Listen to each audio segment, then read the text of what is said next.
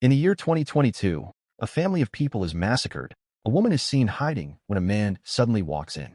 He ensures everyone is dead before heading towards a locker. The woman jumps from behind and shoots him. She explodes the building and runs away. The man still continues to pursue her. Part of his body is seen to be metallic.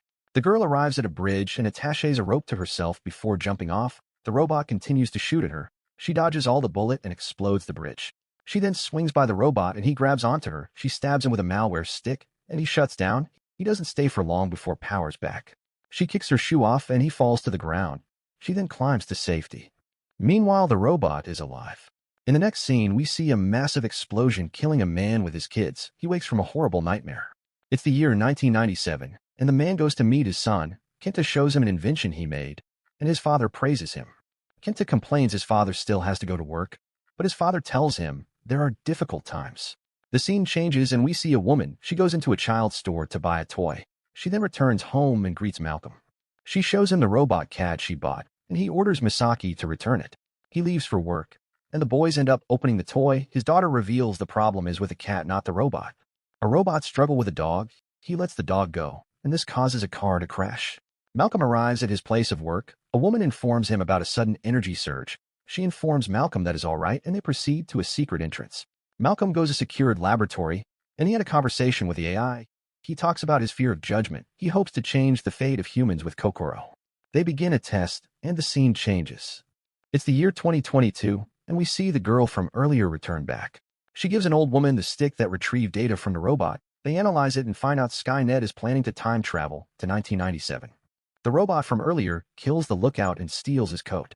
Back at a facility, we see the manufacturing of different robots. Malcolm is somehow able to perceive this and he interacts with a robot.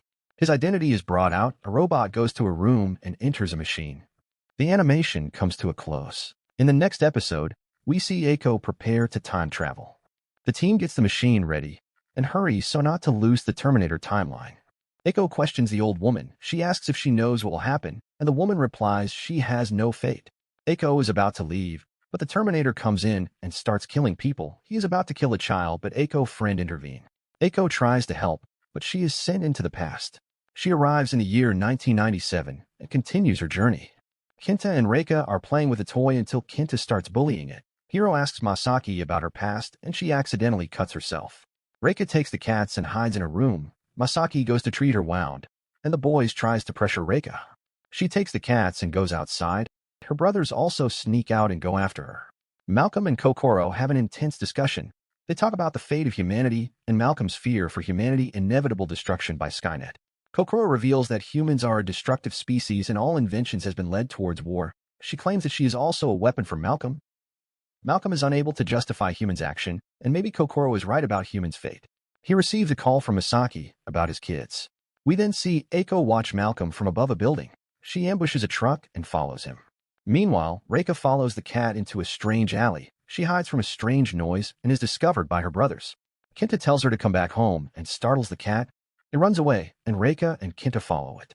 The scene changes and we see Malcolm and Masaki on the highway. Malcolm is furious at Masaki. He is distracted and crashes into the Terminator sent to kill him. The Terminator tries to grab Malcolm, but he escapes. He is about to shoot Malcolm, but Eiko interferes and saves him. She drives the Terminator off the bridge and jumps to save herself. She asks Masaki for Malcolm's location, but Masaki runs away. She encounters some cops and continues chasing Masaki. Masaki falls down and Eiko questions her. She asks about Malcolm and his children, and they need to get to the kids fast. The scene switches to the kids underground, and they stumble upon a bunch of robots hidden away, and the episodes end. Episode 3 kicks off with a Terminator coming out of the water and analyze itself. It goes to a shrine and builds a weapon in its hands. He goes to Malcolm's place of work and analyzes the building. He finds no way to infiltrate it and leaves. He breaks into Malcolm's house and searches the place. Eiko and Masaki are walking. Eiko falls down due to a bullet wound and Masaki offers to help her. They go to an abandoned medical clinic and Masaki treats her. Eiko tells Masaki the AI Malcolm built is what will destroy the world and tells her they have to hurry. She asks Masaki for a gun shop, but Masaki doesn't know one. Malcolm is seen talking to Kokoro about tomorrow's event. He tells her about his dream of destruction and how tomorrow's event is the end of human history. Kokoro asks him once again why humanity should be saved. Malcolm accepts humans have no redeeming quality, and the scene changes. Kenta is working on a robot while his siblings are walking. The cat misbehaves and Hiro comes to call him. He tells him about the cat and they hurry to Reika. Reika is found by the Terminator. He tries to grab her, but she escapes. She runs away and hides. The brothers scream her name, and the Terminator goes for them. He grabs Hiro, but Eiko rescues him. She engages in a fight with a robot and damages it a little. She gets injured in the fight. Masaki escapes with the kids. While escaping, Reika falls down and the Terminator is about to get her. Eiko comes to her rescue and fights with the Terminator. She throws a chemical, and with the help of Reika, they push the Terminator down an elevator. Eiko is surprised that Reika knows about the Terminator. They downstairs and try to steal a car. A cop interrupts them, but Eiko handles him, and they steal his car. The Terminator heads towards them, but they drive away, bringing the episode to a close. The remaining episode would be uploaded soon, so kindly do well by subscribing. Goodbye and thank you for watching.